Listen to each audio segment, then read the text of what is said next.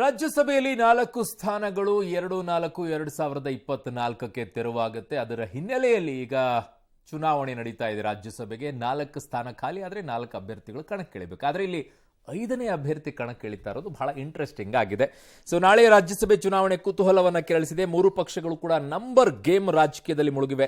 ಸುರಪುರ ಶಾಸಕ ರಾಜ ವೆಂಕಟಪ್ಪ ನಾಯಕ್ ಅವರ ನಿಧನದಿಂದ ಈಗ ಕಾಂಗ್ರೆಸ್ನ ಸಂಖ್ಯಾಬಲ 134ಕ್ಕೆ ಕುಸಿದಿದೆ. ಅದರಲ್ಲಿ ಯಾವ ಸಮಸ್ಯೆಯೂ ಕೂಡ ಅವರಿಗೆ ಆಗ್ಲಿಕ್ಕಿಲ್ಲ. ಇದರ ಜೊತೆಗೆ ಅಡ್ಡ ಮತದಾನದ ಭೀತಿಯೂ ಕೂಡ ಎದುರಾಗಿದೆ. ಆಗಬಾರ್ದು ಅಂತ ಅನಿಸುತ್ತೆ, ಆಗ್ಲಿಕ್ಕೂ ಇಲ್ಲ ಅಂತ ಕಾಣಿಸುತ್ತೆ.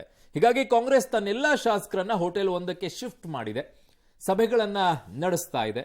ಇತ್ತ ಬಿಜೆಪಿ ಜೆಡಿಎಸ್ ಜಂಟಿಯಾಗಿ ಸಭೆ ನಡೆಸಿ 5ನೇ ಅಭ್ಯರ್ಥಿ ಕುಪೇಂದ್ರ ರೆಡ್ಡಿ ಗೆಲ್ಲಿಸಿಕೊಳ್ಳೋಕೆ ತಂತ್ರವನ್ನ ರೂಪಿಸಿದೆ. ಇದರಲ್ಲಿ ಎಷ್ಟು ಯಶಸ್ವಿ ಆಗುತ್ತೆ ಅನ್ನೋದು ನೋಡಬೇಕು. ಇದರ ಮಧ್ಯೆ ಜನಾರ್ದನ್ ರೆಡ್ಡಿ ಸಿಎಂ ಡಿಸಿಎಂ ರನ್ನ ಭೇಟಿ ಮಾಡಿದ್ದಾರೆ. ಅವರು ಕಾಂಗ್ರೆಸ್ ಪರ ಮತ ಚಲಾಯಿಸಬಹುದು ಅಂತ ಲೆಕ್ಕಾಚಾರಗಳು. ಇದಕ್ಕೆ ಪೂರ್ವಕವಾಗಿ ಡಿಕೆಶಿಯ ಆಪ್ತ ಯೋಗೇಂದ್ರ ಕೆಆರ್ಪಿಸಿ ಏಜೆಂಟ್ ಆಗಿ ನಿಯುಕ್ತಿಗೊಂಡಿದ್ದಾರೆ. ವಿಧಾನಸಭೆಯ ಸಭಾಂಗಣದಲ್ಲಿ ಜಿಟಿ ದೇವೇಗೌಡರು ಸೇರಿ ಹಲವರ ಜೊತೆಗೆ ಡಿಕೆ ಶಿವಕುಮಾರ್ ಚರ್ಚೆ ನಡೆಸಿದ್ದು ಕೂಡ ಕಂಡು ಬಂತು.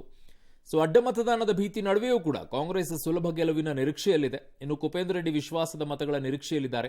ಮತ್ತೊಂದು ಕಡೆಗೆ ಧಮಕಿ ಆರೋಪಕ್ಕೆ ಸಂಬಂಧಿಸಿ ಮಾನಹಾನಿ ಕೇಸ್ ಹಾಕ್ತೀವಿ ಅಂತ ಜೆಡಿಎಸ್ನ ಪುಟ್ಟರಾಜು ಮಾತಿಗೆ ಕಾಂಗ್ರೆಸ್ನ ಗಣಿಗ ರವಿ ಗರಂ ಆಗಿದ್ದಾರೆ. ನಾಳೆ ಬೆಳಗ್ಗೆ 9 ಗಂಟೆಗೆ ಮತದಾನ ಆರಂಭ ಆಗುತ್ತೆ. ಸಂಜೆ 4 ಗಂಟೆಗೆ ಮುಗಿಯುತ್ತೆ.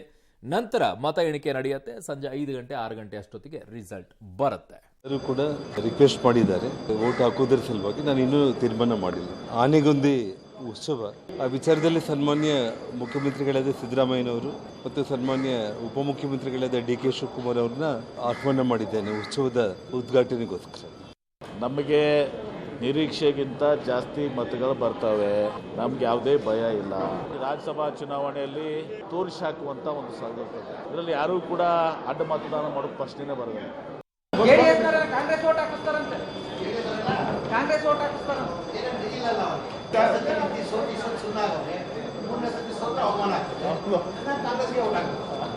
5ನೇ ಅಭ್ಯರ್ಥಿಗೆ ಗೆಲ್ಲಿಸ್ತಕ್ಕಂಥ ಶಕ್ತಿ ಬಿಜೆಪಿಗೂ ಇಲ್ಲ, ಜೆಡಿಎಸ್ಗೂ ಇಲ್ಲ. ಆದರೂ ಸಹ ಯಾಕೆ 5ನೇ ಅಭ್ಯರ್ಥಿ ನೀವು ಕಣಕ್ಕಿಳಿಸಿದ್ದೀರಿ ಅಂತ ಪ್ರಶ್ನೆ. ಬಿಜೆಪಿಯ ಕೇಂದ್ರ ಸರ್ಕಾರದಿಂದ IT, ED, CBIದಿಂದ ಪ್ರೆಷರ್ ಹಾಕಿಸ್ತಕ್ಕಂಥದ್ದು, ನೋಟಿಸ್ ಕೊಡಿಸ್ತಕ್ಕಂಥದ್ದು, ಇಲ್ಲದೆ ಇದ್ರೆ ಹಿಂದಿನ ನಮ್ಮ ಅನುಭವಗಳು ಎಲ್ಲ ಇದ್ದೇ ಇರ್ತದೆ. ವಿಶ್ವಾಸ ಮತಗಳು ನಾವು ಕೇಳಿದೀವಿ. ವಿಶ್ವಾಸದಲ್ಲಿ ಏನಾದ್ರು ಅವ್ರ ಮತ ಹಾಕಂಗಿದ್ರೆ ಅದರಲ್ಲಿ ನಾವು ಗೆಲ್ಲೋ ಚಾನ್ಸಸ್ ಇದೆ. ಆಗ್ತಾರೆ ಅನ್ಸುತ್ತೆ. 5 ಓಟಿದೆ. ಅದರಲ್ಲಿ ಏನಾಗ್ತದೆ ದೇವ್ರು ಇದ್ದಾರೆ ನೋಡೋಣ. ವಿಶ್ವಾಸದಲ್ಲಿ ಮತಗಳು ಹಾಕ್ತಾರೆ. ಯಾರು ವಿಶ್ವಾಸದಲ್ಲಿ ಮತಗಳನ್ನು ಹಾಕ್ತಾರೆ? ಓಕೆ, ಏನೇನಿದೆ ಲೆಕ್ಕಾಚಾರ ಮೊದಲು ನೋಡ್ಬಿಡೋಣ. ರಾಜ್ಯಸಭೆ ಚುನಾವಣೆ ಮತ ಲೆಕ್ಕಾಚಾರ ಈ ರೀತಿಯಾಗಿದೆ. ಕಾಂಗ್ರೆಸ್ನ ಸಂಖ್ಯಾಬಲ ಈಗ ಸದ್ಯಕ್ಕೆ 135, ಅದರಲ್ಲಿ ಒಂದು ಮೈನಸ್ ಆಗಿದೆ. ಸೊ ಹಾಗಾಗಿ ಈಗ ಸದ್ಯಕ್ಕೆ 134 ಇದೆ. ಸೊ ಅವರಿಗೆ 45 ಲೆಕ್ಕ ಹಾಕೊಂಡಿದ್ದಾರೆ. 135 ಅವ್ರಿಗೆ ಸಾಕಾಗಿದ್ದು, ಒಂದು ಮೈನಸ್ ಆಗ್ತಾ ಇದೆ.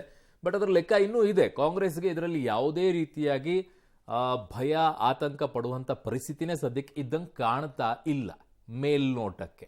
ಆಗ್ಲೂ ಬಾರ್ದು ಅಂತ ನನ್ನ ಲೆಕ್ಕಾಚಾರ. ಕಾಂಗ್ರೆಸ್ಗೆ 4 ಪಕ್ಷೇತರರ ಬೆಂಬಲ ನಿರೀಕ್ಷೆಯನ್ನ ಮಾಡ್ತಾ ಇದ್ದಾರೆ.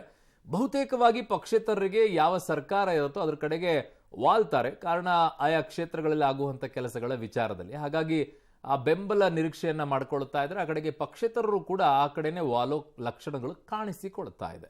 4 ಕಾಂಗ್ರೆಸ್ನ ಬಲ ಬಂದ್ರೆ, ಪಕ್ಷೇತರರು ಬಂದರೆ 134+4ಕ್ಕೆ ಏರಿಕೆ ಆಗುತ್ತೆ. ಅಲ್ಲಿಗೆ 138 ಬೇಕಾಗುತ್ತೆ.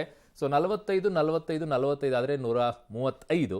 ಮುಂದೆ 3 ಏನು ಮಾಡ್ತಾರೆ ಅಂತಂದಾಗ ಸೀನಿಯಾರಿಟಿ ಮೇಲ್ಗಡೆಗೆ ನಂಬರ್ಸ್ಗಳನ್ನು ಚೇಂಜ್ ಮಾಡ್ಕೊಳ್ತಾರೆ. ಅಂದರೆ ಫಸ್ಟ್ ಯಾರು ಸೀನಿಯರ್ ಇರ್ತಾರೆ ಅಥವಾ ಅವ್ರಿಗೆ ಯಾರಿಗಾದರೂ ಹಾಕಿಸ್ಬೇಕು ಅಂತಂದರೆ, ಈಗ ಹೈಕಮಾಂಡ್ನಿಂದ ಯಾರೋ ಅಭ್ಯರ್ಥಿ ನಿಂತಿದ್ದಾರೆ ಅಂದರೆ 47ಕ್ಕೆ ಹೋಗ್ತಾರೆ. ನೆಕ್ಸ್ಟ್ ಇನ್ನೊಬ್ಬರಿಗೆ ಪ್ರಿಫರೆನ್ಸ್ ಕೊಟ್ಟು 46ಕ್ಕೆ ಹೋಗ್ತಾರೆ, 45 ಈ ಥರ ಓಟನ್ನು ಹಾಕಿಸ್ಕೊಳ್ತಾರೆ. ಅಲ್ಲಿಗೆ 138 ನಂಬರ್ಸ್ಗಳು ಕಾಂಗ್ರೆಸ್ಸಿಗೆ ಬರುತ್ತೆ.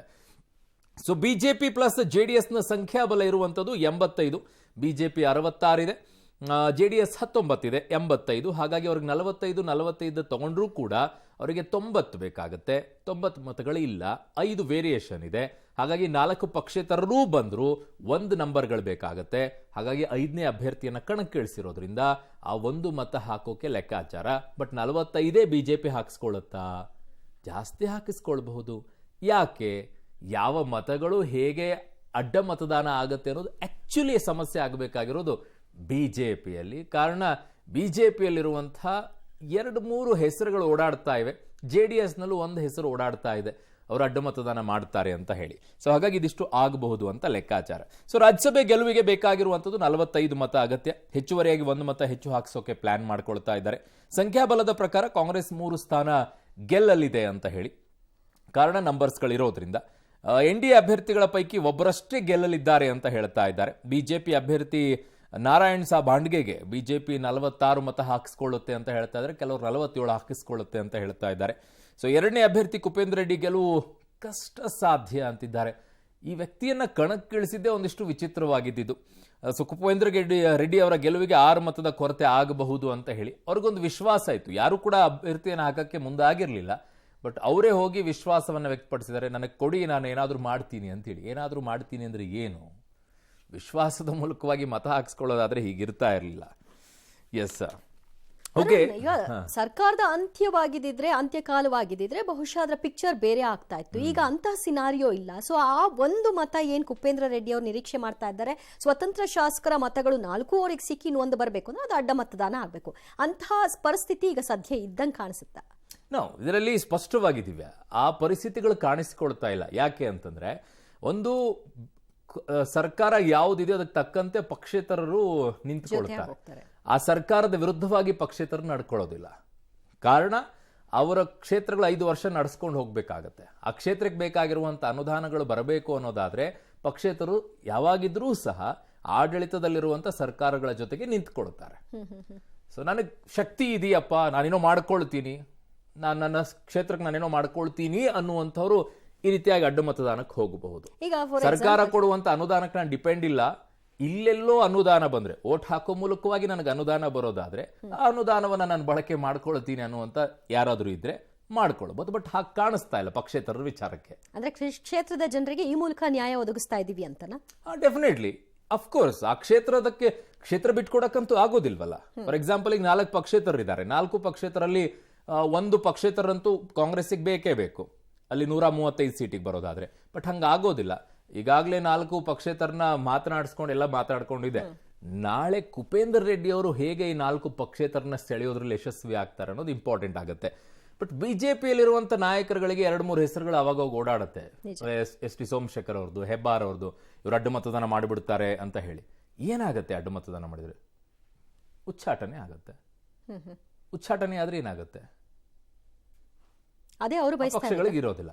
ಸಮಸ್ಯೆ ಇರೋದು ಕಾಂಗ್ರೆಸ್ನಲ್ಲಿ ಯಾರಾದ್ರೂ ಶಾಸಕರು ಅಡ್ಡ ಮತದಾನ ಮಾಡಿದ್ರೆ ಸಮಸ್ಯೆ ಆಗೋದು ಕಾಂಗ್ರೆಸ್ನ ಶಾಸಕರಿಗೆ. ಹೇಗೆ ಉಚ್ಚಾಟನೆ ಆಗೋದು? ಯಾಕೆ ಅಂತಂದ್ರೆ, ಸರ್ಕಾರವನ್ನ ವಿರೋಧ ಹಾಕೊಂಡ್ಬಿಟ್ಟು ಆ ಶಾಸಕರು ಇರಕ್ಕಾಗತ್ತಾ? ಆ ಪಕ್ಷದಿಂದ ಗೆದ್ದಿರುವಂತವ್ರು. ಸೊ ಅವ್ರು ಅಡ್ಡ ಮತದಾನ ಮಾಡ್ಲಿಕ್ಕಿಲ್ಲ ಅಂತ ಕಾಣಿಸುತ್ತೆ. ಎಷ್ಟೇ ಅಸಮಾಧಾನಗಳಿರ್ಬೋದು, ಏನೇ ಇರಬಹುದು. ಹಾಗಿದ್ದಾಗ ಈ ರೆಸಾರ್ಟ್ ಅಲ್ಲಿ ಎಲ್ಲರನ್ನು ಇರಿಸುವಂತಹ ಅವಶ್ಯಕತೆ ಏನು? ಅದು ಒಂದು ಆತಂಕ. ನಮ್ಮ ಸೇಫ್ಟಿಗೆ ನಾವು ನೋಡ್ಕೊಳ್ಬೇಕು. ಈಗ ಮನೆಯಲ್ಲಿ ಎಲ್ಲವೂ ಕೂಡ ಸೇಫ್ ಆಗಿದೆಯಪ್ಪ ಅಂತಂದ್ರೆ ನಾವು ಕಿಟಕಿ ಎಲ್ಲ ಕರೆಕ್ಟ್ ಹಾಕಿರ್ತೀವಿ, ಗ್ರಿಲ್ಲು ಹಾಕ್ಸಿರ್ತೀವಿ, ಮತ್ತೆ ಡೋರ್ ಕ್ಲೋಸ್ ಮಾಡುವಂತ ಯಾಕೆ ಹೇಳ್ತೀವಿ? ಯಾಕೆ ಹೇಳ್ತೀವಿ?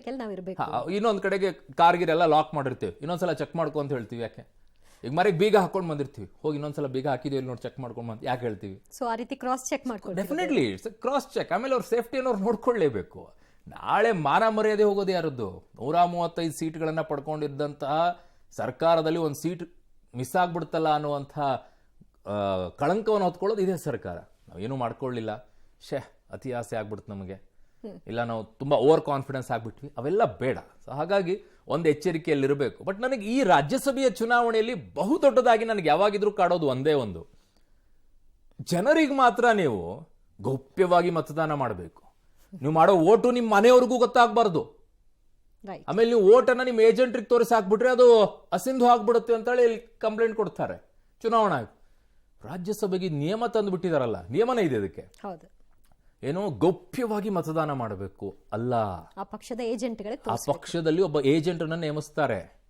ಅವರಿಗೆ ಇಂಥವ್ರಿಗೆ ನಾನು ಹಿಂಗೆ ಓಟ್ ಹಾಕಿದ್ದೀನಿ ನೋಡು ಅಂತ ತೋರಿಸ್ಬಿಟ್ಟು ಓಟ್ ಹಾಕ್ಬೇಕಂತೆ. ಪಕ್ಷೇತರ ಏನು ತೋರಿಸೋ ಅವಶ್ಯಕತೆ ಇಲ್ವಲ್ಲ ಪಕ್ಷೇತರ ಶಾಸಕರುಗಳು? ಅವ್ರಿಗೂ ಏಜೆಂಟ್ ಮಾಡಿದ್ದಾರೆ, ಇವಾಗ ಅವ್ರಿಗೂ ಏಜೆಂಟ್ ಅನ್ನು ಮಾಡಿದ್ದಾರೆ. ಆದ್ರೆ ಆ ಏಜೆಂಟ್ ಏನ್ ಹೇಳ್ಬೇಕು ಅಂತೇನಿಲ್ವಲ್ಲ, ಅವ್ರವ್ರ ಏಜೆಂಟ್ಗಳನ್ನ ಅವ್ರು ಇಟ್ಕೊಳ್ತಾರೆ. ಆ ನಂಬಿಕೆ ವಿಶ್ವಾಸಗಳಿರುತ್ತೆ. ಒಂದು ಪಕ್ಷಕ್ಕೆ ಅವರ ಶಾಸಕರ ಮೇಲೆ ನಂಬಿಕೆ ಇರಲಾರ್ದೇ ಏಜೆಂಟ್ ಅನ್ನು ನೇಮಿಸ್ಬಿಟ್ಟು ನೀವು ನಮ್ಮ ಓಟ್ ಹಾಕೋರು ಯಾರಿಗೆ ಓಟ್ ಹಾಕ್ತಾ ಇದ್ರಿ ಅಂತ ತೋರಿಸ್ಕೊಂಡು ಓಟ್ ಹಾಕುವಂಥವ್ರು ವಿಶ್ವಾಸವನ್ನ ಹೇಗಿಟ್ಕೊಳ್ಬೇಕು, ಅಂದ್ರೆ ಆ ಪರಿಸ್ಥಿತಿಯಲ್ಲಿ ಇದೆ ರಾಜ್ಯಸಭಾ ಚುನಾವಣೆ ಅಂತ ಅರ್ಥ ಮಾಡ್ಕೊಂಡು ಆ ಪಕ್ಷದವರಿಗೆ ಅವರ ಶಾಸಕರ ಮೇಲೆ ನಂಬಿಕೆ ವಿಶ್ವಾಸ ಇಲ್ಲದೆ ಇರೋದಕ್ಕೆ ಈ ನಿಯಮ ತಂದಿರೋದು. ಇಂಥವು ಕೆಲಸಗಳು ಆಗತ್ತೆ ಅನ್ನೋ ದೃಷ್ಟಿಯಿಂದಾನೆ. ಜನರ ಬಗ್ಗೆ ಮಾತನಾಡ್ತೀರಾ ನೀವು, ನಿಮ್ಮ ಬಗ್ಗೆ ನೀವು ಮಾತಾಡ್ಕೊಳ್ಳಿ ಮೊದಲು. ಫಸ್ಟ್ ಇದನ್ನು ತೆಗೆದು ಹಾಕಬೇಕು. ಇದು ಪ್ರಜಾಪ್ರಭುತ್ವ. ನೀವು ಮಾತ್ರ ಗೌಪ್ಯವಾಗಲ್ಲ, ತೋರಿಸ್ಬಿಟ್ಟು ವೋಟ್ ಹಾಕಬೇಕಂತೆ. ಜನ ಮಾತ್ರ ಗೌಪ್ಯವಾಗಿ ವೋಟ್ ಹಾಕಬೇಕಂತೆ. ಏನ್ರಿ ನೀವು ಕೂತ್ಕೊಂಡು ಅಲ್ಲಿ ಪೊಸಿಷನಲ್ಲಿ ಕೂತ್ಕೊಂಡ್ಬಿಟ್ಟು ತೋರಿಸ್ಕೊಂಡ್ಬಿಟ್ಟು ವೋಟ್ ಹಾಕೊಂಡು ಓಡಾಡ್ಕೊಳ್ಳಿ. ಜನ ಗೌಪ್ಯವಾಗಿ ಹಾಕೊಂಡು ಕೂತ್ಕೊಳ್ತಾರೆ. ಜನ ತೋರಿಸಿ ಹಾಕೋತರ ಇದ್ರೆ ನೀವು ನನ್ಗೆ ವೋಟ್ ಹಾಕಿಲ್ಲ ಅಂತ ಮತ್ತೆ ಅವ್ರಿಗೆ ಸಿಗೋ ಸವಲತ್ತು ಸಿಕ್ತಿರ್ಲಿಲ್ವಲ್ಲ ಅರುಣ್, ಅದೊಂದು ಇದೆಯಲ್ಲ. ಏನೇನ್ ಬೇಕೋ ಮಾಡ್ಕೊಳ್ತಾರೆ ಅವ್ರಿಗೆ ತಕ್ಕಂಗೆ. ಅನುಕೂಲ ಸಿಂಧು ರಾಜಕೀಯ, ಅದಕ್ಕೆ ತಕ್ಕಂಗೆ ಮಾಡ್ತಾರೆ, ಮಾಡ್ಲಿ. ಇನ್ನು ಲೋಕಸಭಾ ರಾಜಕೀಯ ಚಟುವಟಿಕೆ ಸಹ ಜೋರಾಗ್ತಾ ಇದೆ. ಬೆಂಗಳೂರು ಗ್ರಾಮಾಂತರದಲ್ಲಿ ಸೋಲಿನ ಭೀತಿಯಿಂದ ಸಂಸದ ಡಿಕೆ ಸುರೇಶ್ ಅವರು ಕುಕ್ಕರ್ ಮಿಕ್ಸಿ ಹಂಚ್ತಾ ಇದ್ದಾರೆ ಅಂತ ಮಾಜಿ ಸಿಎಂ ಕುಮಾರಸ್ವಾಮಿ ಅವರು ಆರೋಪವನ್ನು ಮಾಡಿದ್ದಾರೆ. ಡಿಕೆಶಿಗೆ ಹಣ ಹಾಗೂ ಧಮಕಿಯಲ್ಲ, ಸೆಟಲ್ಮೆಂಟ್ ರಾಜಕಾರಣದಲ್ಲಿ ಪೈಪೋಟಿ ಕೊಡೋಕೆ ಆಗುತ್ತಾ ಅಂತ ಪ್ರಶ್ನೆ ಮಾಡಿದ್ದಾರೆ. ಇದೇ ವೇಳೆ ಲೋಕಸಭೆಗೆ ಸ್ಪರ್ಧಿಸೋ ಸುಳಿವನ್ನ ಕುಮಾರಸ್ವಾಮಿ ಅವರು ಕೊಟ್ಟಿದ್ದಾರೆ. ಕುಮಾರಸ್ವಾಮಿ ಆರೋಪಕ್ಕೆ ಸಂಸದ ಡಿಕೆ ಸುರೇಶ್ ತಿರುಗೇಟನ್ನು ಕೊಟ್ಟಿದ್ದಾರೆ. ಜೆಡಿಎಸ್ ವಿಚಾರದಲ್ಲಿ ಇದೇ ಮೊದಲ ಬಾರಿಗೆ ಮಂಡ್ಯ ಸಂಸದೆ ಸುಮಲತಾ ಅಂಬರೀಶ್ ಅವರು ಸಾಫ್ಟ್ ಆಗಿದ್ದಾರೆ. ಅತ್ತ ಕೇಂದ್ರ ಸಚಿವೆ ಶೋಭಾ ಕರಂದ್ಲಾಜೆ ಪರವಾಗಿ ಯಡಿಯೂರಪ್ಪ ಬ್ಯಾಟ್ ಬೀಸಿದ್ರು. ಚಿಕ್ಕಮಗಳೂರಿನಲ್ಲಿ ಶೋಭಾ ಸಾಕು, ಜೀವರಾಜ್ ಬೇಕು ಅನ್ನೋ ಕ್ಯಾಂಪೇನ್ ನಡೀತಾ ಇದೆ. ಇದಕ್ಕೆ ಶೋಭಾ ಕರಂದ್ಲಾಜೆ ಗರಂ ಆಗಿದ್ದಾರೆ. ಗಂಡಸರಿಗೆ ಅಧಿಕಾರ ನಮ್ಮಲ್ಲೇ ಇರಬೇಕು ಎಂಬ ಭಾವನೆ ಇದೆ, ಈ ದರ್ಪದಿಂದಲೇ ಕೆಲವರು ಮಾಡಿಸ್ತಾ ಇದ್ದಾರೆ ಅಂತ ಆಕ್ರೋಶ ಹೊರಹಾಕಿದ್ರು. ಚುನಾವಣೆ ಸನಿಹದಲ್ಲಿ ಮಹದಾಯಿ ಪಾಲಿಟಿಕ್ಸ್ ಕೂಡ ನಡೆದಿದೆ. ಹುಬ್ಬಳ್ಳಿಯಲ್ಲಿ ಮಹದಾಯಿ ಹೋರಾಟಗಾರರು ಕೇಂದ್ರ ಸಚಿವ ಪ್ರಹ್ಲಾದ್ ಜೋಶಿಗೆ ಮುತ್ತಿಗೆ ಹಾಕೋದಕ್ಕೆ ಪ್ರಯತ್ನಿಸಿದ್ದಾರೆ. ಸಿಎಂ ಮೇಲೆ ಜೋಶಿ ವಾಗ್ದಾಳಿ ನಡೆಸಿದ್ದಾರೆ. ಈ ಮಧ್ಯೆ ಬಿಜೆಪಿ ರಾಜ್ಯಾಧ್ಯಕ್ಷ ವಿಜಯೇಂದ್ರರನ್ನ ಮಾಜಿ ಮಂತ್ರಿ ಸೋಮಣ್ಣ ಭೇಟಿಯಾಗಿ ಚರ್ಚೆಯನ್ನ ನಡೆಸಿದ್ದಾರೆ. ಅವರಿಗೆ ಅಸಹನೆ ಶುರುವಾಗಿದೆ. ಬಾಕ್ಸ್ಗಳಲ್ಲಿ ಇವರು ಫೋಟೋಗಳು ಹಾಕೊಂಡು ಕುಕ್ಕರು, ಡೈನಿಂಗ್ ಸೆಟ್ ಇವೆಲ್ಲ ಚೈನಾದಿಂದ ತಗೊಂಡ್ಬಂದು ಈಗ ಎಂತ ಕೂತವ್ರಲ್ಲ. ಒಳ್ಳೆ ಕೆಲಸ ಮಾಡಿದ್ರೆ ಈ ಗಿಫ್ಟ್ ಪ್ಯಾಕೆಟ್ ಕೊಡ್ಬೇಕಾ? ಬಯಸ್ತಾರೆ, ಕಾರ್ಯಕರ್ತರು ಬಯಸ್ತಾರೆ ಕುಮಾರಸ್ವಾಮಿ ನಿಲ್ಲಬೇಕು ಅಂತ ಹೇಳಿ. ಎಷ್ಟು ಕಡೆ ನಿಲ್ಲಕ್ಕಾಗತ್ತೆ ನಾನು? ಅದರಿಂದ ನೋಡೋಣ, ಸಮಯದಲ್ಲಿ ನಾವು ಶಿವಕುಮಾರ್ ಪೈಪೋಟಿ ಕೊಡಕ್ಕಾಗತ್ತಾ? ಹಣದಲ್ಲಿ ಪೈಪೋಟಿ ಕೊಡಕ್ಕಾಗುತ್ತೋ? ಧಮ್ಕಿನಲ್ಲಿ ಪೈಪೋಟಿ ಕೊಡಕ್ಕಾಗುತ್ತೋ? ಯಾವ್ದ್ರಲ್ಲಿ ಪೈಪೋಟಿ ಕೊಡ್ಬೋದು ನಾವು? ಸಾಧ್ಯ ಇದೆಯಾ? ಅವ್ರು ಆರೋಪ ಮಾಡೋದೇ ಅವ್ರ ಕೆಲಸ. ಕುಮಾರಸ್ವಾಮಿ ಅವರು ಎಷ್ಟು ದುಡ್ಡು ಚುನಾವಣೆ ಖರ್ಚು ಮಾಡಿದ್ದಾರೆ, ಅವ್ರ ಓಟಿ ಎಷ್ಟು ಮಾಡಿದ್ದಾರೆ, ಅವ್ರಿಗೆ ಏನೇನಿದೆ ಅನ್ನೋದು ಅದು ಇಡೀ ರಾಜ್ಯದ ಜನ.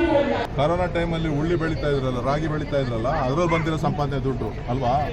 ಖಂಡಿತ ನನಗೆ ವಿಶ್ವಾಸ ಇದೆ. ಒಂದು ಮೈತ್ರಿ ಅಂತ ಬಂದ ಮೇಲೆ ಅವ್ರ ವಿಶ್ವಾಸದಲ್ಲಿ ತಗೊಂಡು ಖಂಡಿತ ನಮ್ಮ ಪರವಾಗಿ ನೀವು ಇರಬೇಕು. ಯಾಕಂದ್ರೆ ಮೈತ್ರಿ ಅಂದ್ರೆ ಅದೇ ತಾನೆ. ಜೆಡಿಎಸ್ ಒಂದು ಪಾಲ್ ಏನಾದ್ರು ಟಿಕೆಟ್ ಆದಂತ ತಮ್ಮ ಬೆಂಬಲ ಅವ್ರಿಗೆ ಇರುತ್ತೆ. ಅವ್ರ ಲೀಡರ್ಸ್ ಕೇಳುವಾಗ ಖಂಡಿತ ಇರುತ್ತೆ. ಈಗ ನಾನು ಯಾವ ರೀತಿ ಕೇಳ್ತೀನೋ ಅದೇ ಒಂದು ಮೈಂಡ್ ಸೆಟ್ ಅಲ್ಲಿ ಇರಬೇಕು. ಗಂಡಸರ ಮನಸ್ಸಲ್ಲಿ ಒಂದು ಭಾವನೆ ಇದೆ, ಅಧಿಕಾರ ಇದ್ರೆ ಅದು ನಮ್ಮ ಹತ್ರನೇ ಇರಬೇಕು ಅಂತ ಹೇಳಿ. ಈ ದರ್ಪದಿಂದ ಕೆಲವರು ಮಾಡ್ತಾ ಇದ್ದಾರೆ, ಮಾಡಿಸ್ತಾ ಇದ್ದಾರೆ. ಯಾರು ಷಡ್ಯಂತ್ರ ಮಾಡಿದ್ರು ಕೂಡ ಉತ್ತರ ನಾನು ಕೊಡಲ್ಲ, ಅದಕ್ಕೆ ಹೈಕಮಾಂಡ್ ಕೊಡುತ್ತೆ. ಅದಕ್ಕೆ ನನ್ನ ಹಿರಿಯರು ಕೊಡ್ತಾರೆ. ಪತ್ರ ಯಾರ್ದು ಬರೆದ್ರು, ಯಾವ ಹ್ಯಾಂಡ್ ರೈಟಿಂಗ್ ಅಲ್ಲಿ ಬರೆದ್ರು, ಕೇಂದ್ರ ಕೂಡ ಇದರ ವರದಿಯನ್ನ ತರಿಸ್ಕೊಂಡಿದೆ. ಸಿದ್ದರಾಮಯ್ಯವ್ರಿಗೆ ಇಸಿ ಎಕ್ಸಾಮ್ಷನ್ ಸಿಕ್ಕದಂತೂ ಗೊತ್ತಿಲ್ಲ. Siddaramaiah mister Siddaramaiah please understand. ಕ್ವಶನ್ದಲ್ಲಿ ಮಾತಾಡಿದ್ದರೆ ನೀವು ನೋಡಿದರೆ ನಿಮ್ಮ ಸಂಸ್ಕೃತಿಗೆ ನಾ ಇಳಿಯೋದಿಲ್ಲ. ನಿಮಗೆ ಮಾನ ಮರ್ಯಾದೆ ಇಲ್ಲ ಅಂತಂದ್ರೆ ನಾನು ಮಾನ ಮರ್ಯಾದೆ ಬಿಟ್ಟು ವರ್ತಿಸೋದಿಲ್ಲ. ಇದು ಕುಕ್ಕರ್ ಪಾಲಿಟಿಕ್ಸ್ ವಿಚಾರಕ್ಕೆ ಬರೋದಾದ್ರೆ ವಿಧಾನಸಭಾ ಚುನಾವಣೆಯಲ್ಲಿ ಗಿಫ್ಟ್ ಕೂಪನ್ಗಳನ್ನ ಕೊಟ್ಟಿದ್ರು. ಸೊ ಅದೇ ಇನ್ನೂ ಕೂಡ ನಮಗೆ ತಲುಪಿಲ್ಲ ಅಂತ ಹೇಳ್ತಾರೆ. ಈ ಸಂದರ್ಭದಲ್ಲಿ ಕೊಡುವಂತಹ ಈ ಆಮಿಷಗಳು ಅಥವಾ ಮತ್ತೊಂದು ಇದನ್ನೆಲ್ಲ ಹೇಗೆ ಆಕ್ಸೆಪ್ಟ್ ಮಾಡಬೇಕು ಜನ?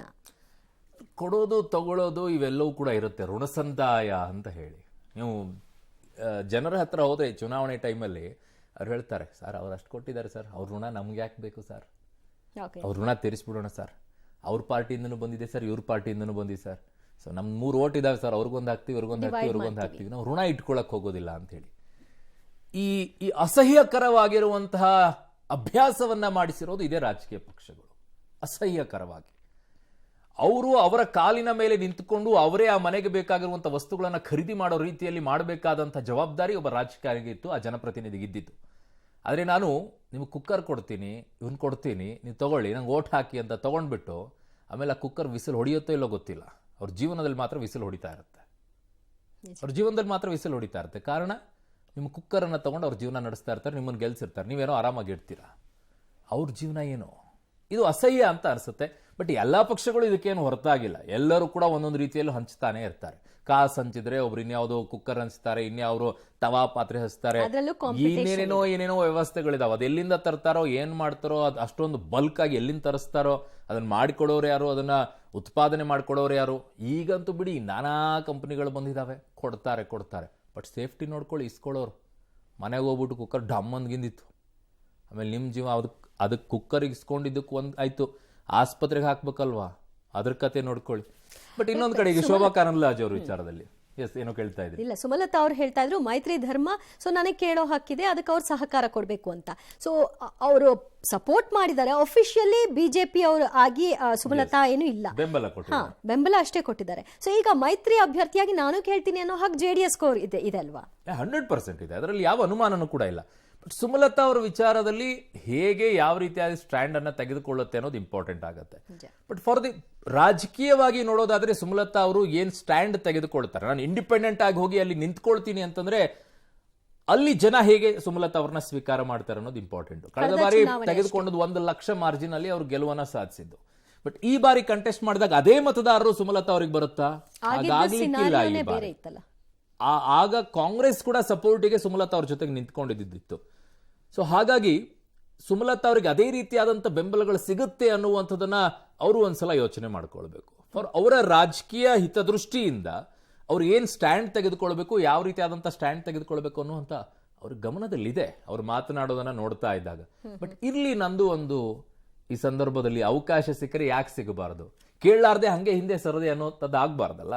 ಕೇಳ್ತಾ ಇದ್ದೀನಿ, ಕೊಟ್ರೆ ನಿಲ್ಲೋಣ, ಬೇಡ ಅಂತಂದ್ರೆ ಇನ್ಯಾವುದೋ ಆಪ್ಷನ್ ಇಟ್ಕೊಳ್ಳೋಣ ಅನ್ನುವಂಥ ಲೆಕ್ಕಾಚಾರನು ಇದ್ದಂಗೆ ಕಾಣಿಸ್ತಾ ಇದೆ. ಅವ್ರು ಎರಡೂ ಕಡೆನೂ ನೋಡಿದ್ದಾರೆ, ಕಾಂಗ್ರೆಸ್ನಲ್ಲೂ ನೋಡಿದ್ದಾರೆ, ಬಿಜೆಪಿಗೂ ಕೂಡ ಕೇಳಿದ್ದಾರೆ. JDS ಕಡೆಗಿಲ್ಲ, ಮೈತ್ರಿ ಇರೋದ್ರಿಂದ ಏನಾಗುತ್ತೆ ಅನ್ನೋದನ್ನ ನೋಡಬೇಕು. ಬಟ್ ಶೋಭಾ ಕರಂದ್ಲಾಜೆ ಅವ್ರು ಹೇಳ್ತಾ ಇದ್ದಿದ್ದು ಗಂಡಸರು ಇದ್ದಾರೆ, ಅವರು ನಮ್ಗೆ ಕೊಡ್ತಾ ಇಲ್ಲ. ಆ ಡಾಮಿನೇಟ್ ಪಾಲಿಟಿಕ್ಸ್ ನಲ್ಲಿ ಇದೆ, ಗಂಡಸರ ಪ್ರಾಬಲ್ಯವನ್ನು ಇಟ್ಕೊಂಡು ಹೆಣ್ಣು ಮಕ್ಕಳು ಎಷ್ಟಿರಬೇಕು ಅಷ್ಟೇ ಇರಬೇಕು ಅನ್ನುವಂಥ ಡಾಮಿನೇಟ್ ಇರುವಂಥದ್ದು ರಾಜಕೀಯದಲ್ಲಿ ಬಹಳ ಇದೆ. ಬಟ್ ಅದನ್ನು ಮಾಡ್ತಾ ಇದ್ದಾರೆ ಉಡುಪಿ ಚಿಕ್ಕಮಗಳೂರು ಕ್ಷೇತ್ರದಲ್ಲಿ, ನಂಗೆ ಗೊತ್ತಿಲ್ಲ. ಕಾರಣ ನಿಮ್ಗೆ ಮೇಲೆ ಬರ್ತಾ ಇರುವಂಥ ಎಲಿಗೇಷನ್ ಏನು, ನೀವು ಬೇಡ ಅನ್ನೋದು ಯಾಕೆ? 4 ವರ್ಷದಿಂದ ಕಾಣಿಸದೇ ಇರುವಂಥವ್ರು ಈಗ ನೀವು ಚುನಾವಣೆ ಹತ್ತಿರ ಬಂದಾಗ ಕಾಣಿಸ್ಕೊಳ್ತಾ ಇದ್ದೀರಲ್ಲ, ಯಾಕೆ ಅಂತ ಹೇಳಿ ಅದಕ್ಕೆ ಉತ್ತರ ಕೊಡಿ ಅಷ್ಟೇ, ಇನ್ನೇನು ಇಲ್ಲ ಅದ್ರಲ್ಲಿ. ಇನ್ನು ಭಾರತ ಮೂಲದ ಬ್ರಿಟನ್ ಪ್ರೊಫೆಸರ್ ಲೇಖಕಿ ನಿತಾಶಾ ಕೌಲ್ಗೆ ದೇಶ ಪ್ರವೇಶವನ್ನು ಮೋದಿ ಸರ್ಕಾರ ನಿರಾಕರಿಸಿದೆ. ನಿನ್ನೆ ಮತ್ತು ಮೊನ್ನೆ ಸಿದ್ದರಾಮಯ್ಯ ಸರ್ಕಾರ ಬೆಂಗಳೂರಿನಲ್ಲಿ ಸಂವಿಧಾನ ಮತ್ತು ರಾಷ್ಟ್ರೀಯ ಐಕ್ಯತೆ ಸಮ್ಮೇಳನಕ್ಕೆ ನಿತಾಶಾ ಕೌಲ್ರನ್ನ ಆಹ್ವಾನಿಸಿತು. ಇದಕ್ಕೆ ಸ್ಪಂದಿಸಿದ ಅವರು ಲಂಡನ್ನಿಂದ ನೇರವಾಗಿ ಬೆಂಗಳೂರಿಗೆ ಬಂದಿಳಿದಿದ್ರು. ಆದರೆ ವಲಸೆ ಅಧಿಕಾರಿಗಳು ಅವರನ್ನ ಏರ್ಪೋರ್ಟ್ ಹೊರಗೆ ಬಿಡಲಿಲ್ಲ. 12 ಗಂಟೆ ವಿಚಾರಣೆ ನಡೆಸಿ 12 ಗಂಟೆ ಏರ್ಪೋರ್ಟ್ನಲ್ಲಿನೇ ಕಾಯಿಸಿ ಮತ್ತೆ ಬ್ರಿಟನ್ಗೆ ಅವರನ್ನು ವಾಪಸ್ ಕಳಿಸಿದ್ದಾರೆ. ಸೊ ಈ ಬಗ್ಗೆ ಟ್ವೀಟ್ ಮಾಡಿರುವಂಥ ಅವರು, ಪ್ರಜಾಪ್ರಭುತ್ವ ಮತ್ತು ಸಂವಿಧಾನ ಮೌಲ್ಯಗಳ ಬಗ್ಗೆ ಮಾತನಾಡಿದ ಕಾರಣಕ್ಕೆ ನನಗೆ ಭಾರತ ಪ್ರವೇಶ ನಿರಾಕರಿಸಲಾಗಿದೆ. ಇಲ್ಲ, ಯು ಆರ್ ರಾಂಗ್. ಎಲ್ಲ ಸಮರ್ಪಕ ದಾಖಲೆ ಹೊಂದಿದ್ರು ಕೂಡ ಏರ್ಪೋರ್ಟ್ನಿಂದ ನನ್ನನ್ನು ವಾಪಸ್ ಕಳಿಸಲಾಯಿತು.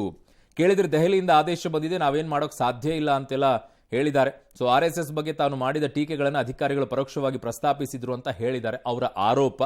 ಬಿಜೆಪಿ ಸರಣಿ ಟ್ವೀಟ್ ಮಾಡಿ ಆಕ್ರೋಶವನ್ನು ಹೊರಹಾಕಿದೆ. ಕೌಲ್ರನ್ನ ಕಾರ್ಯಕ್ರಮಕ್ಕೆ ಕರೆಸಿದ ಸಿದ್ದರಾಮಯ್ಯನವರ ಸರ್ಕಾರದ ಉದ್ದೇಶವನ್ನು ಬಿಜೆಪಿ ಪ್ರಶ್ನೆ ಮಾಡಿದೆ.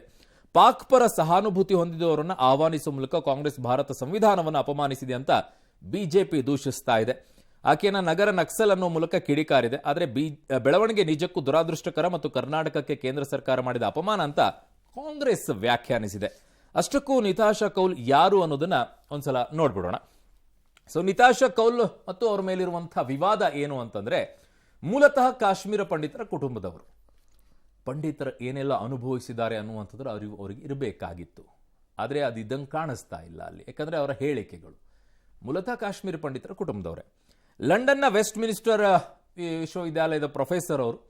ಸೊ ಅಲ್ಲಿ ಪ್ರೊಫೆಸರ್ ಆಗಿ ಕೆಲಸ ಮಾಡ್ತಾ ಇದ್ದಾರೆ. ಪಾಕ್ ಪರ ಸಹಾನುಭೂತಿ ಹೊಂದಿರುವಂಥ ಆರೋಪ ಇವರ ಮೇಲಿದೆ. ನನಗೆ ಅರ್ಥ ಆಗಲಿಲ್ಲ, ನೀವು ಭಾರತದ ವಿಚಾರದಲ್ಲಿ ಸಂವಿಧಾನ ಮತ್ತು ರಾಷ್ಟ್ರೀಯ ಐಕ್ಯತೆ ಸಮ್ಮೇಳನವನ್ನು ಮಾಡುವಂಥ ಸಂದರ್ಭದಲ್ಲಿ ಕರ್ನಾಟಕದಲ್ಲಿ ಅತ್ಯಂತ ಪ್ರಬುದ್ಧರಾಗಿರುವಂತಹ ಪಂಡಿತೋತ್ತಮರು ಇರಲಿಲ್ವೇ? ನಿಮ್ಮದೇ ಸೈದ್ಧಾಂತಿಕವಾಗಿ ಯೋಚನೆ ಮಾಡುವಂಥವ್ರು ಬೇಕು ಅಂತ ಕರೆಸಿ ವಿವಾದವನ್ನು ಸೃಷ್ಟಿ ಮಾಡಬೇಕು ಅಂತ ಇದ್ದಿದ್ದು. ಪಾಕ್ ಪರ ಸಹಾನುಭೂತಿ ಹೊಂದಿರುವಂಥವ್ರನ್ನ ಕರೆಸುವಂಥ ಉದ್ದೇಶ ಏನಿದ್ರಲ್ಲಿ? ಇಟ್ಸ್ ವೆರಿ ರಾಂಗ್ ಅಂತ ಅನಿಸುತ್ತೆ ನನಗೆ. ಗೊತ್ತಿಲ್ಲ ಕಾಂಗ್ರೆಸ್ ಹೇಗೆ ಇದನ್ನು ವ್ಯಾಖ್ಯಾನವನ್ನು ಮಾಡುತ್ತೆ ಅಂತ. ಭಾರತ ಸರ್ಕಾರದ ಪರ ಪಕ್ಷಪಾತ ಧೋರಣೆ, ದಟ್ಸ್ ಓಕೆ. ಪೊಲಿಟಿಕಲ್ ಆಗಿ ನೀವು ಏನು ಆರೋಪಗಳನ್ನು ಮಾಡ್ತಿದ್ರು, ದಟ್ಸ್ ಎ ಡಿಫರೆಂಟ್ ಇಶ್ಯೂ.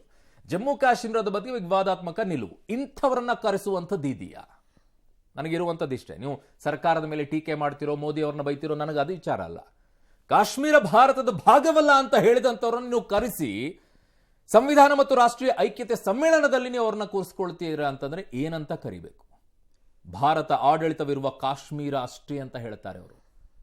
ಯಾರ ಜೊತೆಗಿರೋದು? ಪಾಕಿಸ್ತಾನ ಜೊತೆಗಿರೋದಾ? ಭಾರತದ ಜೊತೆಗಿರೋರಾ? ಮುಸ್ಲಿಮರನ್ನ, ಕ್ರೈಸ್ತರನ್ನ ಶತ್ರು ರೀತಿ ನೋಡ್ಲಾಗ್ತಾ ಇದೆ ಅಂತ ಹೇಳಿದ್ರು. ಯಾರು ನೋಡ್ತಾ ಇದ್ದಾರೆ? ಯಾರು ನೋಡ್ತಾ ಇದ್ದಾರೆ? ಏನು ಸಮಸ್ಯೆ ಆಗಿದೆ? ಇದು ವಿಷ ಬೀಜವತ್ತು ಅಂತ ಕೆಲಸವಲ್ವಾ?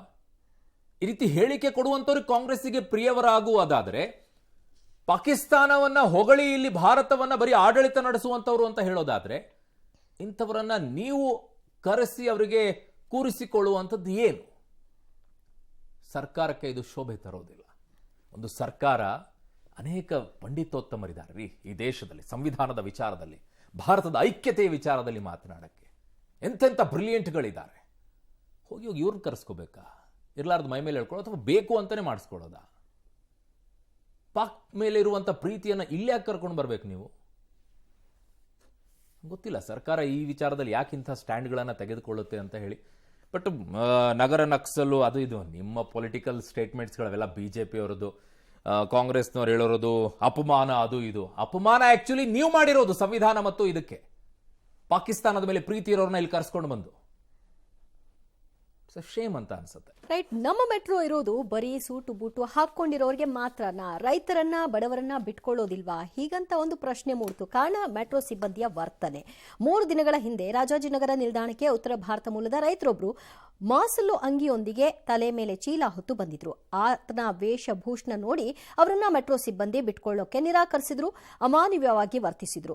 ಆಗ ಇದನ್ನ ಗಮನಿಸಿದ ಸಹ ಪ್ರಯಾಣಿಕ ಕಾರ್ತಿಕ್ ಅನ್ನೋರು ಈ ಅನ್ಯಾಯವನ್ನ ಖಂಡಿಸಿದ್ರು. ಸಿಬ್ಬಂದಿ ಜೊತೆ ವಾಗ್ವಾದ ನಡೆಸಿ ಆ ಬಡ ರೈತನನ್ನ ಮೆಟ್ರೋ ಒಳಗೆ ಕರೆಸ್ಕೊಂಡು ಹೋದ್ರು. ಈ ವಿಡಿಯೋ ವೈರಲ್ ಆಗಿ ಭಾರಿ ಆಕ್ರೋಶ ಕೂಡ ವ್ಯಕ್ತವಾಯಿತು. ಆದರೂ ಕೂಡ BMRCL ಅಧಿಕಾರಿಗಳು ಎಚ್ಚೆತ್ತುಕೊಳ್ಳಿಲ್ಲ. ಈ ಬಗ್ಗೆ ಪಬ್ಲಿಕ್ ಟಿವಿ ವರದಿ ಮಾಡಿ ಪ್ರಶ್ನೆ ಮಾಡ್ತಿದ್ದ ಹಾಗೆ BMRCL ಆಗಿರುವಂತಹ ಎಡವಟ್ಟನ್ನ ಒಪ್ಪಿಕೊಂಡು ಕ್ಷಮೆಯನ್ನ ಯಾಚಿಸಿದೆ. ಅಲ್ಲದೆ ಭದ್ರತಾ ಸಿಬ್ಬಂದಿಯನ್ನ ಅಮಾನತು ಮಾಡಿದೆ. ಮೆಟ್ರೋದೊಳಗೆ ಬಿಡ್ತಿಲ್ಲ, ಯಾಕಂದ್ರೆ ಇವ್ರದ್ದು ಡ್ರೆಸ್ ಗಲೀಜಿದೆ ಅಂತ. ಬ್ಯಾಗಲ್ಲಿ ಏನಿಲ್ಲ, ಬ್ಯಾಗಲ್ಲಿ ಬಟ್ಟೆಗಳಿದಾವೆ. ಏನಿಲ್ಲ ಸರ್, ಎಲ್ಲ ಸರ್ಚ್ ಮಾಡಿದ್ದಾರೆ. ಡ್ರೆಸ್ ಗಲೀಜಿಲ್ಲ ಅಂತ ಬಿಡ್ತಿಲ್ಲ ಒಳಗೆ. ಅಲ್ಲಿ ಸರ್ ನೋಡಿ ಅವ್ರು ರೈತರವ್ರು ನೀವು ಯಾರಿಗೆ ಮಾಡ್ತೀರೋ ಮಾಡಿ.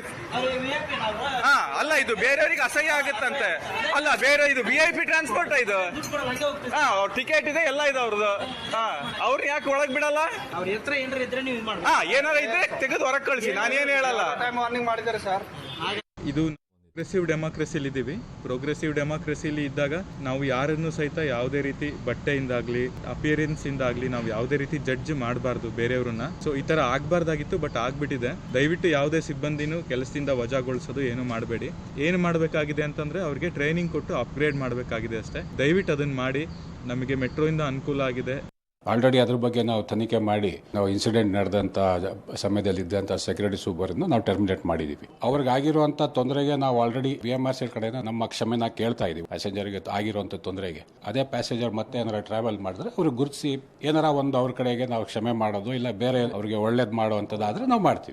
ನಾನು ಇದನ್ನ ಖಂಡಿಸ್ತೀನಿ. ಯಾರ ರೈತ ಅನ್ನದಾತ ಈ ತರ ಏನು ಬಟ್ಟೆ ಮೇಲೆ ಒಳಗಡೆ ಬಿಡೋದು ಮೆಟ್ರೋ ಒಳಗಡೆ, ಆ ಮನಸ್ಥಿತಿ ಹೋಗ್ಬೇಕು. ಮೆಟ್ರೋ ಜನಸಾಮಾನ್ಯರ ಒಂದು ವೆಹಿಕಲ್. ಅದರಿಂದ ಯಾರು ಈ ತರ ಸಿಬ್ಬಂದಿ ಮಾಡಿದನೋ ಅವನ ಮೇಲೆ ಕೂಡಲೇ ಕ್ರಮ ತೆಗೆದುಕೊಳ್ಳಬೇಕು. ಪಬ್ಲಿಕ್ ಟಿವಿ ಇದನ್ನ ದೊಡ್ಡ ಸುದ್ದಿಯಾಗಿ ಮಾಡಿ ಜನಸಾಮಾನ್ಯರ ಧ್ವನಿಯಾಗಿ ಪಬ್ಲಿಕ್ ಟಿವಿ ಕೆಲಸ ಮಾಡಿದೆ. ನಾನು ಅಭಿನಂದನೆ ಸಲ್ಲಿಸ್ತೀನಿ.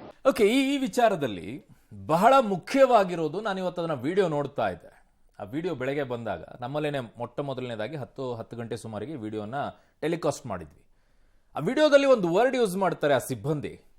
ಸರ್, ನಾವು ಹಿಂಗೆ ಮಾಡಿಬಿಟ್ರೆ ನಮ್ಗೆ ಮೇಲ್ನವ್ರು ಬೈತಾರೆ ಅಂತ ಹೇಳಿ. ಮೇಲ್ನವ್ರು ಬೈತಾರೆ, ಕೋಟ್ ದಟ್ ವರ್ಡ್, ಮೇಲಿನವ್ರು ಬೈತಾರೆ. Exactly the point. ಇಲ್ಲಿರುವಂತದ್ದು ಅಮಾನತ್ ಮಾಡಿಬಿಟ್ಟು ನನಗೆ ಏನೂ ಇಲ್ಲ, ಸಂಬಂಧನ ಇಲ್ಲ ಅಂತೇಳಿ BMRCL ವರ್ತಿಸ್ತಾ ಇದೆಯಲ್ಲ, ಶೇಮ್ ಫಾರ್ ಯು.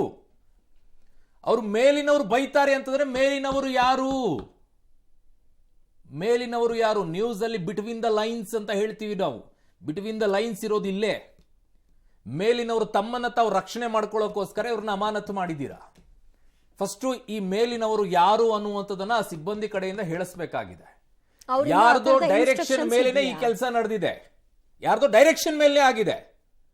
ನಿಮಗೆ ಉಳಿದಂತವರೆಲ್ಲ ಏನೇನೋ ಮಾಡ್ಕೊಂಡು ಓಡಾಡ್ತಾವಲ್ಲ ಹುಡುಗರು ಹುಡುಗಿಯರೆಲ್ಲ, ಅವುಗಳೆಲ್ಲ ನಡೆಯುತ್ತೆ ನಿಮಗೆ. ಒಂದು ಬಟ್ಟೆ ಹಾಕ್ಕೊಂಡು ಬಂದ ತಕ್ಷಣ ಬಟ್ಟೆ ಮೇಲೆ ಅಳಿತೀರೇನ್ರಿ? ಹೋಗಿ ಕೆಲಸ ಮಾಡ್ರಿ ಗದ್ದೆಯಲ್ಲಿ ಕೂತ್ಕೊಂಡು. ಬಟ್ಟೆ ಮೇಲೆ ಅಳಿತಾರಂತೆ, ಮಾನ ಮರ್ಯಾದೆ ಇಲ್ಲ. ಅಸಹ್ಯ ಅನಿಸಲ್ವಾ ನಿಮಗೆ? ನಿಮಗೋಗ್ಲಿ ರಾಜ್ಯದ ಮಾನ ಮರ್ಯಾದೆ ತೆಗೆಯಕ್ಕೆ ನಿಂತಿದ್ದೀರಾ ನೀವೆಲ್ಲ BMRCನವರು. ಶೇಮ್ ಅಂತ ಅನಿಸುತ್ತೆ. ಕೊಡ್ತಾ ಇರೋದೇನೋ ಚೆನ್ನಾಗಿದೆ ನಿಮ್ಮ ವ್ಯವಸ್ಥೆಗಳೆಲ್ಲ, ಬಟ್ ನಡ್ಕೊಳ್ತಾ ಇರುವಂಥ ರೀತಿ ಇದೆಯಲ್ಲ, ಅವ್ರು ಯಾರನ್ನೋ ಪ್ರೈವೇಟ್ನವ್ರನ್ನ ತಂದು ಅಲ್ಲಿ ಸೆಕ್ಯೂರಿಟಿ ಹಾಕೊಂಡು ಕೂತ್ಕೊಂಡಿದ್ದೀರಾ. ಅದಕ್ಕಂತಲೇ ನೇಮಕವಾಗಿರುವಂಥ ಸೆಕ್ಯೂರಿಟಿ ಅವ್ರನ್ನ ಇಲ್ಲಿ ಇಟ್ಕೊಳ್ತಾ ಇಲ್ಲ. ಅದಕ್ಕಂತಲೇ ಇದೆ KSISFನಂತಲೇ ಟೀಮ್ ಇದೆ. ಅದಕ್ಕೆ ಒಂದು 5 ಸ್ಟೇಷನ್ ಹಾಕಿ ಬಿಟ್ಟುಬಿಟ್ಟಿದ್ದೀರಾ. ಇನ್ನುಳಿದಿದ್ದೆಲ್ಲ ಪ್ರೈವೇಟ್ನವ್ರು ತಂದು ಇಟ್ಕೊಂಡಿದ್ದೀರಾ. ಆ ಪ್ರೈವೇಟ್ನವ್ರು ಮಾಡುವಂಥದ್ದು ಏನು ಕೆಲಸ? ಅವ್ರಿಗೆ ಕೊಡೋ ದುಡ್ಡಲ್ಲಿ 200-300 ನಿಮಗೆ ಕೂಡ ಹೋಗುತ್ತೆ. ಅಲ್ಲಿ ಬರೋ ಆರೋಪ ನಿಮ್ಮ ಮೇಲೆ ಅದೇ. ಅಸಹ್ಯ ಅನಿಸ್ತಾ ಇದೆ ನಿಮ್ಮ ಮೇಲೆ. ಹೇಳ್ತಾ ಹೋದರೆ ತುಂಬ ಇದೆ ಈ BMRC ವಿಚಾರದಲ್ಲಿ. ಫಸ್ಟು ಅದನ್ನು ಚೇಂಜ್ ಮಾಡಿ. ಪ್ರೈವೇಟ್ನವ್ರನ್ನ ಎಲ್ಲೆಲ್ಲಿಂದೋ ತಂದು ಹಾಕ್ತೀರಾ, ಕನ್ನಡಿಗರನ್ನ ತಂದು ನೇಮಿಸಿ ಅಲ್ಲಿ